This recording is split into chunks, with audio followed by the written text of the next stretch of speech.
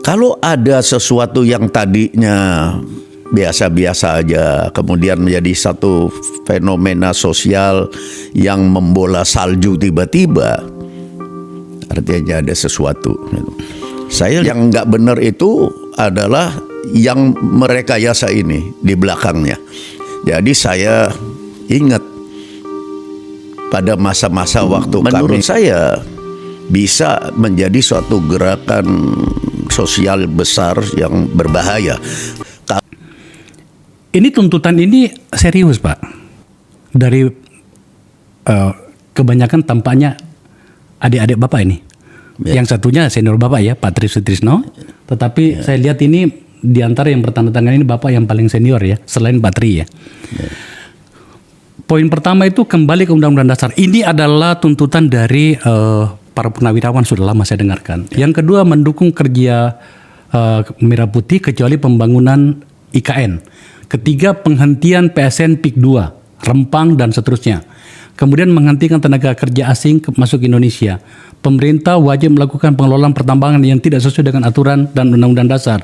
Melakukan reshuffle kepada para menteri yang sangat diduga telah melakukan kejahatan korupsi dan mengambil tindakan tegas kepada para pejabat dan aparat negara yang masih terikat dengan kepentingan mantan Presiden ke-7 RI Joko Widodo. Semakin serius. Kedelapan, mengembalikan Polri pada fungsi Kamtipmas. Yang terakhir, melakukan pergantian wakil presiden. Menjadi serius. Mohon pikiran dan informasinya Pak Hendro, apa yang sedang terjadi? Ya, ada sesuatu Akbar yang aneh. Saya sama teman-teman saya Pak Parman sama Pak Wirawan berdiskusi sendiri kami. Kok ada yang aneh ya gitu. Apa? Ini pernyataan dari forum pernyataan sikap ini kan sudah bulan Februari. Oh, Februari? Ya. Bukan kemarin ini ya? Bukan. Oh, oke. Okay. Sekarang kan udah bulan akhir bulan ini hampir Mei ya nih. Berarti sudah 2 bulan yang lalu. Sudah 2 bulan. Oke. Okay. Jadi karena ada keanehan, kami diskusi. Ya saya anggap adik-adik saya, generasi penerus bangsa kita ini kan pasti lebih pandai lah dari kami, karena kami kan frame of mind-nya zaman dulu. Yeah. Kalau frame of mind zaman sekarang ya kita ini bukan apa-apa. Cuma kan kita mengenyam karena hidup duluan, mengenyam pengalaman. Pengalaman kalau ada keanehan begini, mesti ini ada sesuatu di balik ini. Ada yang main di sini. Pernyataan ini pada bulan Februari nggak jadi apa-apa. Dianggap suatu hal yang biasa. Iya benar, Februari itu. Iya. Itu kan. Iya. Tapi kenapa kok sekarang tiba-tiba jadi besar, viral gitu. Jadi satu fenomena sosial ya, yang menurut saya bisa menjadi suatu gerakan sosial besar yang berbahaya kalau tidak cepat pada tanggal 21 ya kalau saya nggak salah kemarin April 21, ya. PPAU menyatakan bahwa itu bukan atau tidak ada kaitannya dengan Angkatan Udara, gitu, dengan purnawirawan Angkatan Udara. Begitu juga Angkatan Darat PPAD, kemudian PPAL. Ya, melakukan yang sama. Kami merasa lega, alhamdulillah, karena purnawirawan ini kan satu simbol dari integrasi bangsa. Kenapa? Karena mereka punya suatu legalitas moral.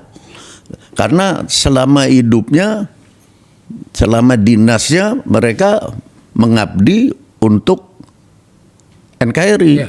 Untuk itu Pancasila, Undang-Undang 45. Jadi memang mempunyai suatu kewajiban moral dan legalitas moral yang kalau kita secara kelompok itu diorganisir di Persatuan Purnawirawan itu yang mempunyai suatu legalitas yang mempunyai satu legitimasi yang legal. Jadi kalau di luar itu kan kita mesti pelajari legitim atau tidak ya. Kita juga harus pelajari pada saat kita melangkah atau berbicara atau berpikir sesuatu kan pasti ada anunya lah, ada kaitannya dengan keadaan, perkembangan keadaan. Kalau ada sesuatu yang tadinya biasa-biasa aja, kemudian menjadi satu fenomena sosial yang membola salju tiba-tiba, artinya ada sesuatu. Saya lihat sesuatunya apa, kami diskusi. Loh, kita kan sekarang sedang berada dalam perang, Pak. Dalam perang ekonomi perdagangan dan finansial. Yang berperang itu dua kutub. Tutupnya terang-terang aja saya bilang Amerika Serikat dengan Cina. Dua kutub itu. Yang menang nanti jadi areng, Pak. Yang kalah jelas jadi abu. Gitu. Ya. Nah, kita jangan sampai jadi asbak.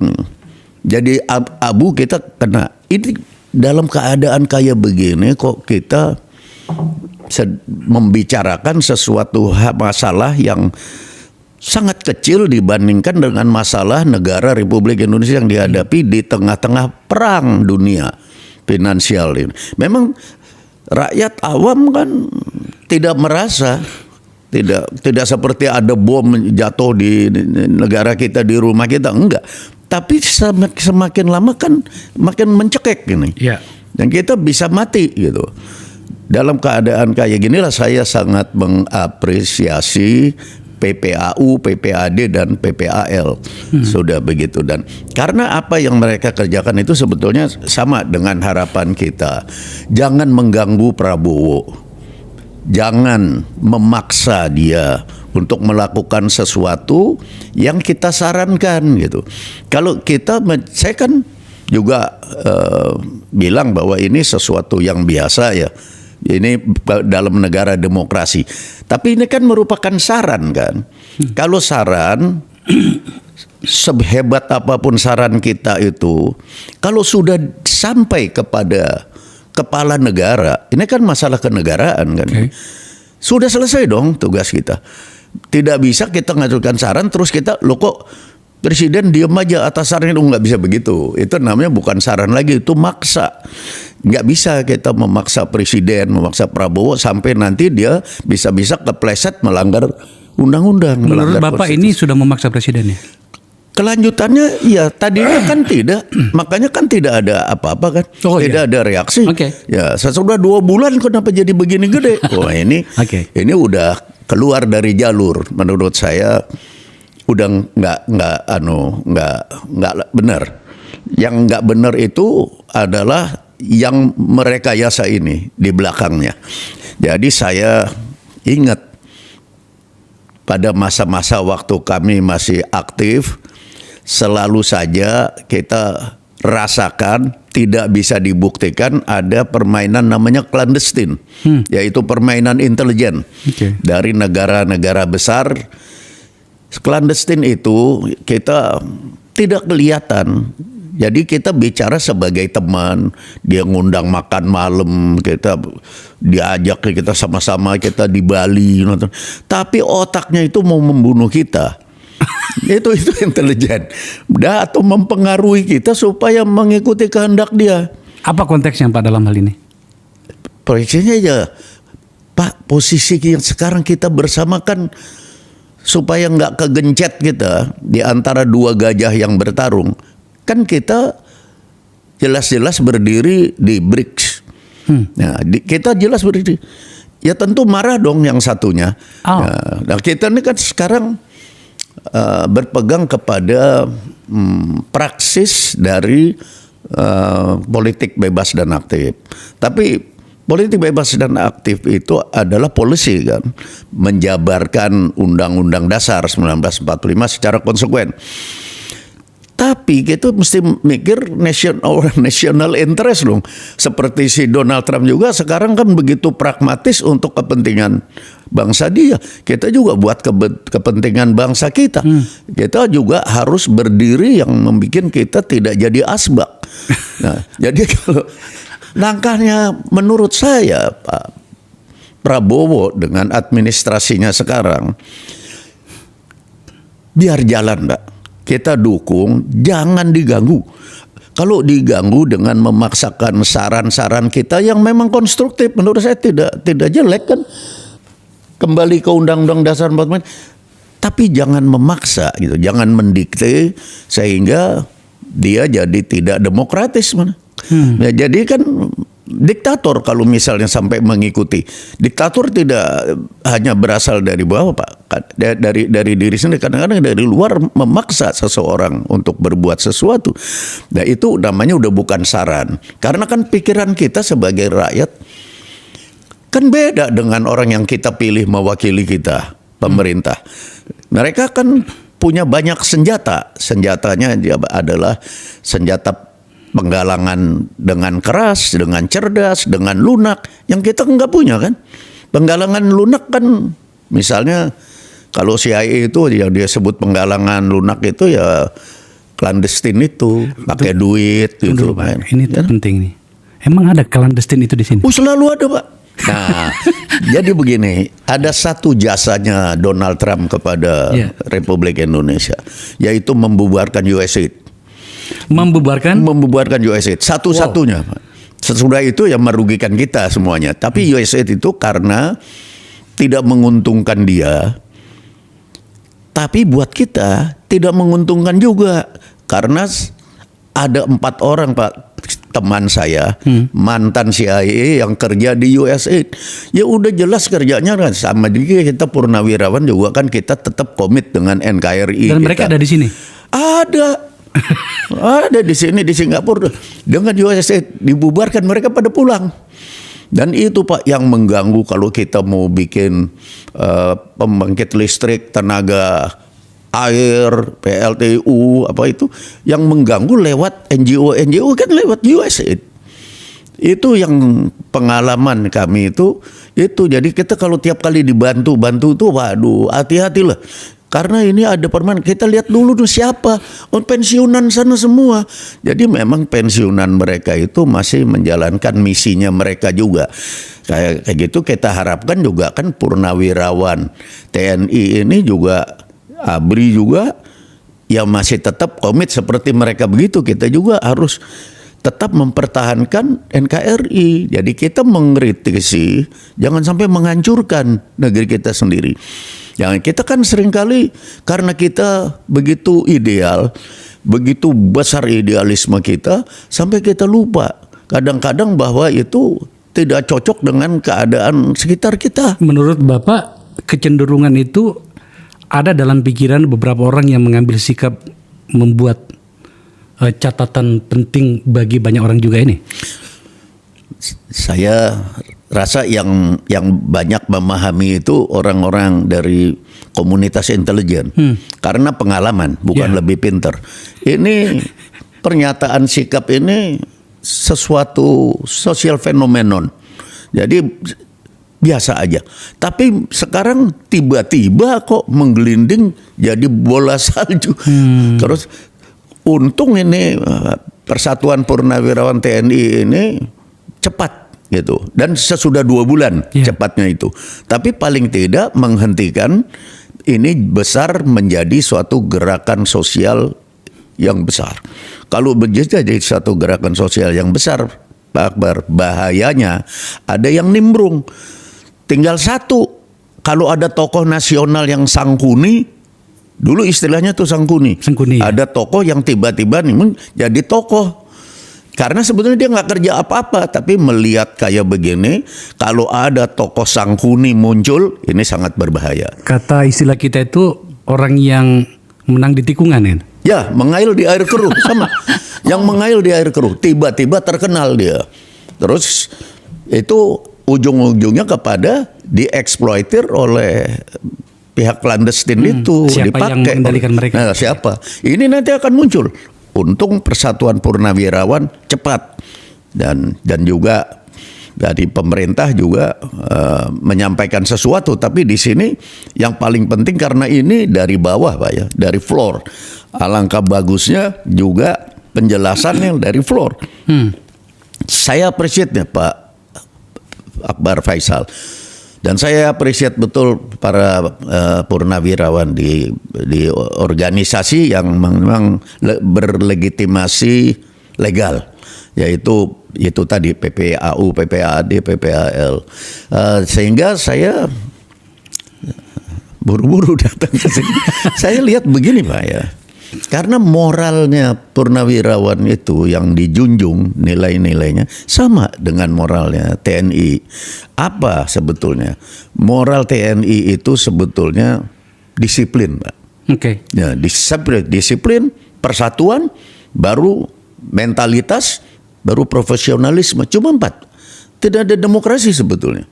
Di tentara nggak ada demokrasi, Pak. Iya, iya. Ya, kalau kita bikin kamu maju ya. Dari lambung sana kiri, kanan kamu kiri. Dia bilang, komandan, kenapa mesti saya? Kan masih ada yang lain. Nah, itu nggak bisa di tentara begitu. Jadi kehidupan tentara sebetulnya nggak ada demokrasi. Nah, tapi disiplin.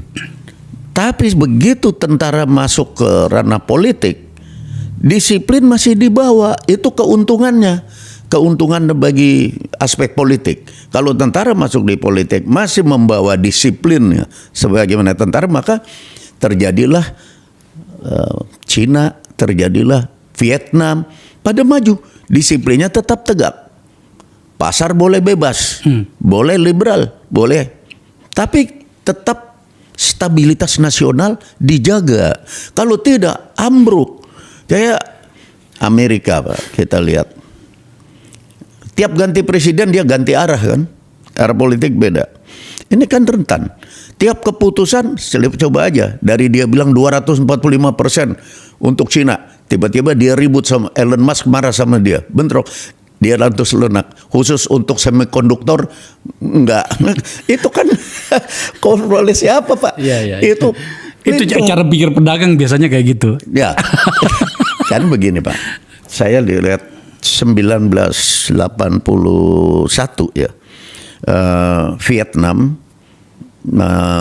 mendeklar sebagai satu negara terbuka. Yang saya sangat ingat begini, konstitusi dia pasal 1 ayat 1, warga negara Vietnam boleh beragama dan boleh tidak beragama. Itu satu tunjuk bahwa ini adalah kebebasan. Yeah. Nah, itu Vietnam. Tahun 83 Deng Xiaoping di negaranya mendeklar pembaharuan di segala bidang. Yang dia bilang kucing itu warnanya apa aja, tapi warna apapun yang penting bisa nangkap tikus. Tikus. Okay. Artinya stabilitas nasional, stabilitas pemerintahan, stabilitas politik tetap dipegang. Pasar boleh bebas, Pak. Banyak orang kaya tiba-tiba. Dan Vietnam maju, Singapura maju, Cina maju. Singapura kan Lee Kuan Yew pidato udah berapa kali kan. We are Singaporean. For Singaporeans, number 1 is discipline. Demokrasi after that. Maju dia. Jadi persoalan sekarang di kita, kalau mau maju memang keputusan-keputusan politik itu jangan terlalu lama dan jangan bergonta-ganti seperti liberal demokrasi. Kita kan punya demokrasi sendiri. Kita bukannya menolak demokrasi, tidak. Tapi demokrasi itu kan jalan, bukan tujuan. Tujuan kita bukan itu. Jangan seperti Amerika ngomong sama Arab Spring seolah-olah demokrasi, mendemokrasikan Arab dengan demokrasi, itu kan nggak jelas. Iya, Pak.